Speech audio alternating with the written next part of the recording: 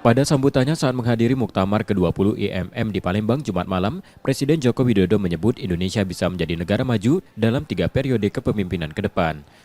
Optimisme ini muncul karena menurutnya hilirisasi industri di tanah air kian berkembang. Jokowi mencontohkan, salah satunya industri smelter PT Freeport Indonesia di Gresik yang akan mulai beroperasi pada Juni tahun ini dan akan merekrut 15-20 ribu generasi muda. Melalui smelter menambah nilai ekspor hingga mencapai 510 triliun rupiah. Hilirisasi industri menurut Jokowi dapat menambah pendapatan berkali lipat dan mendorong pembukaan lapangan kerja.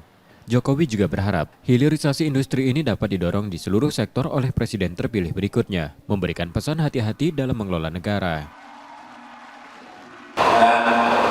Menurut lembaga internasional untuk negara kita, kalkulasinya baik OECD, baik World Bank, baik IMF, baik McKinsey, baik dari Bapenas kita sendiri berhitung bahwa Indonesia memiliki kesempatan besar untuk melompat menjadi negara maju dalam 3 periode kepemimpinan ke depan.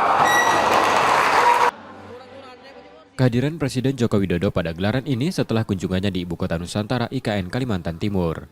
Reski Oktora, Muklas Differential, Kompas TV, Palembang, Sumatera Selatan.